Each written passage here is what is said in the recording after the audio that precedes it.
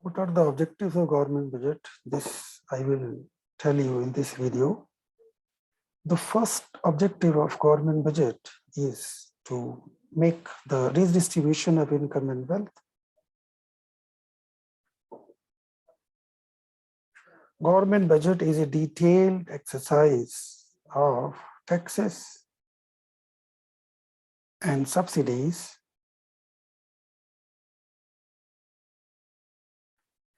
Government imposes taxes on the richer section of society, and whatever money is collected from the richer section of society, that money is used in providing basic amenities, facilities, free education, free health to the poor and needy people.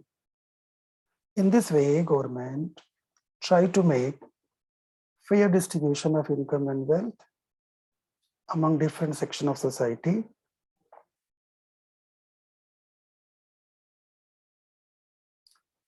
We can say that government compulsorily extort money from the richer section of society and give this money to the poor people of society so that it can ensure fair distribution of income and wealth among all sections of society.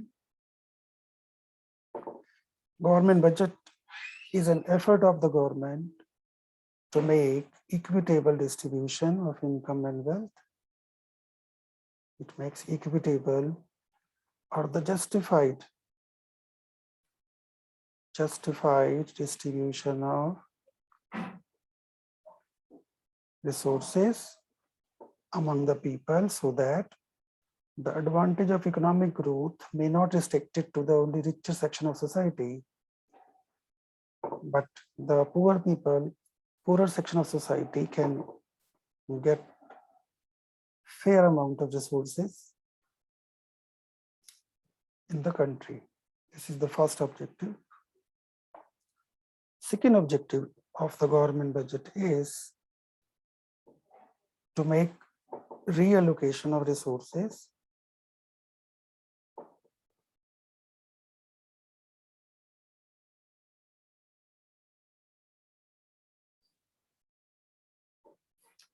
in a mixed economy like India. There are two sectors, public sector and private sector. Every year, by making a budget, government allocate the resources between the private sector and government sector. Resources are allocated between private and public sector in such a manner. Resources are allocated between private and public sector in such a manner that private sector can be able to maximize income,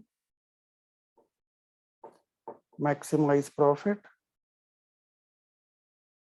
maximize efficiency, maximize employment,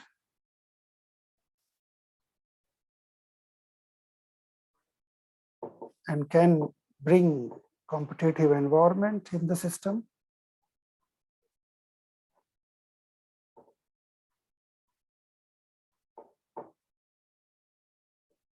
And public sector can be able to maximize social welfare.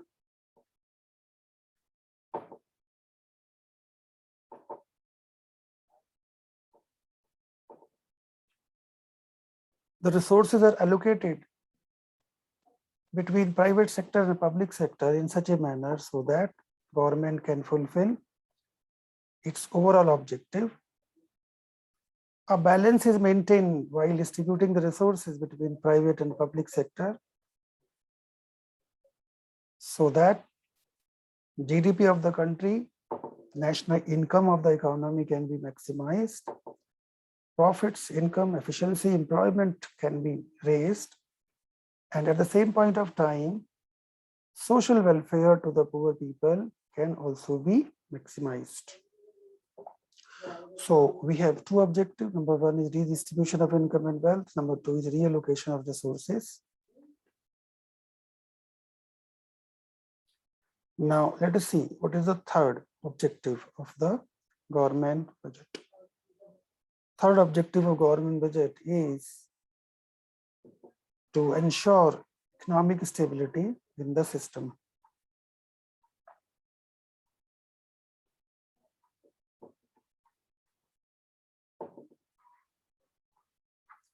What is the meaning of economic stability? Economic stability is that situation when aggregate demand of economy is exactly equal to aggregate supply of economy at the level of full employment.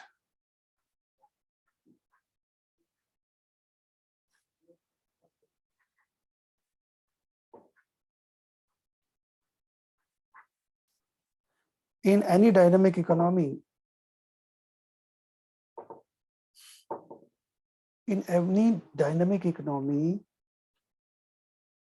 aggregate demand sometimes exceeds aggregate supply, or aggregate demand sometimes falls short of aggregate supply.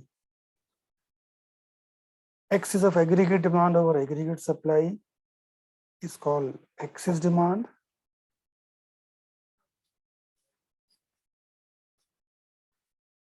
And excess of aggregate supply over aggregate demand is called excess supply.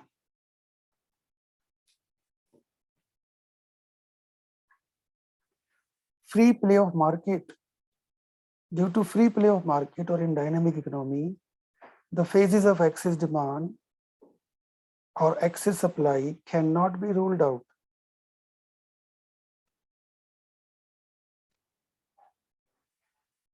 These are natural phenomena. The phases of excess demand, excess supply are bound to occur in any dynamic economy.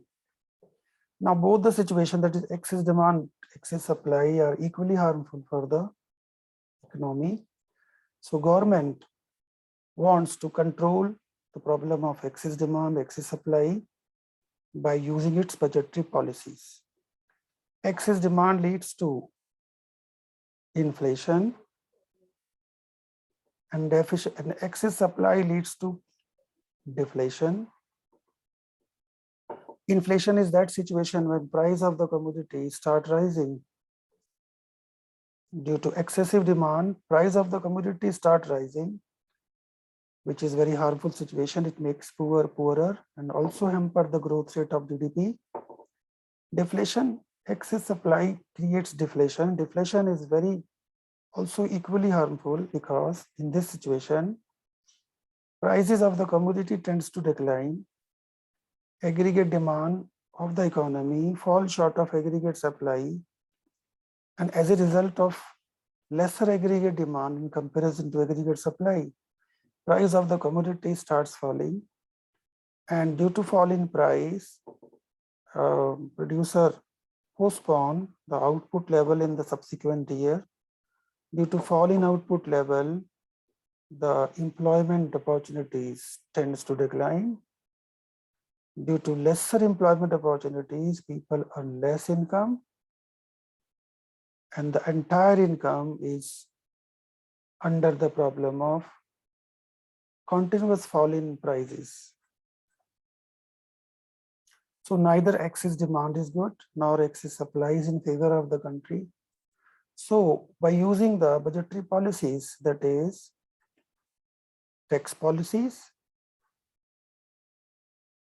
subsidy policies,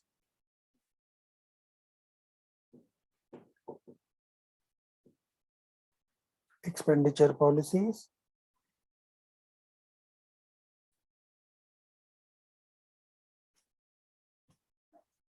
government try to maintain the equilibrium between aggregate demand and aggregate supply of the economy. Aggregate demand here means total demand for all goods and services that all people of an economy intends to make during an accounting year.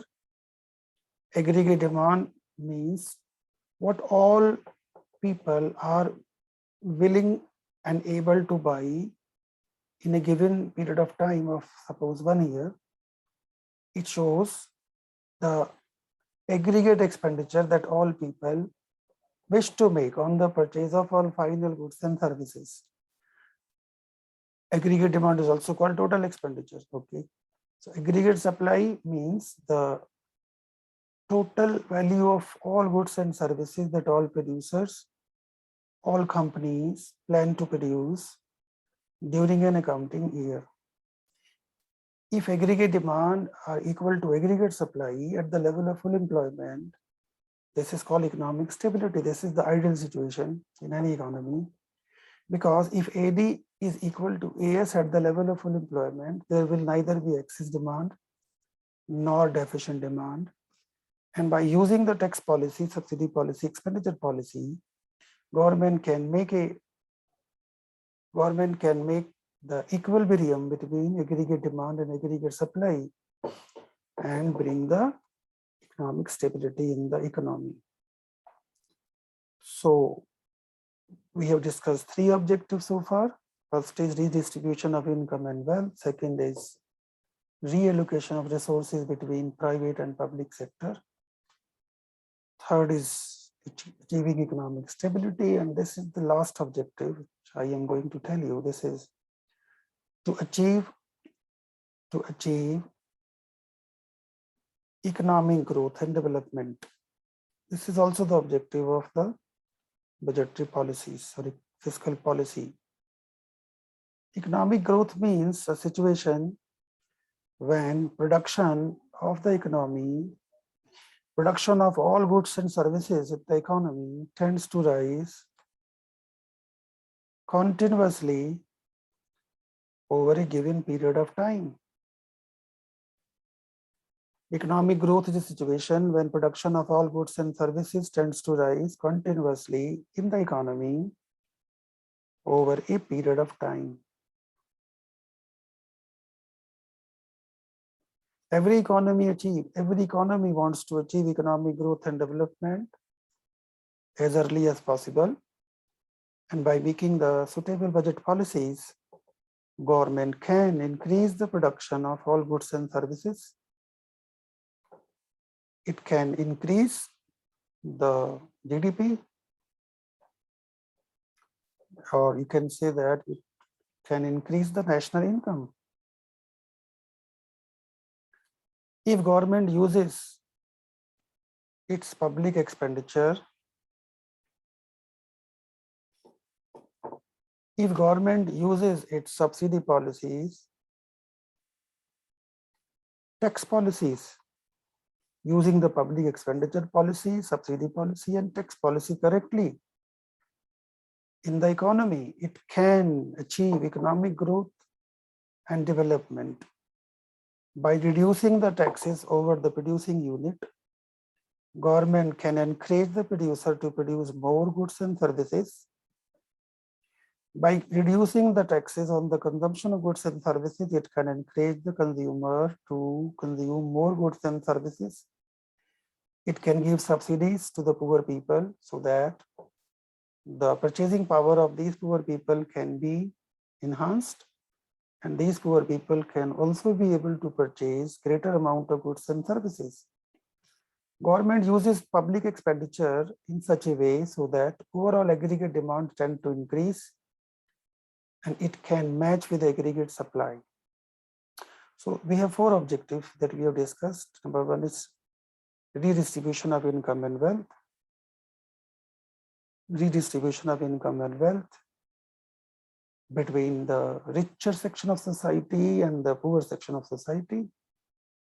Second objective is reallocation of resources between the public sector enterprise and the private sector enterprise so that the private sector can be able to achieve greater income, employment, and public sector can be able to maximize social welfare. Maintaining economic stability and achieving faster economic growth and development is also the main objectives of fiscal policy or monetary policy.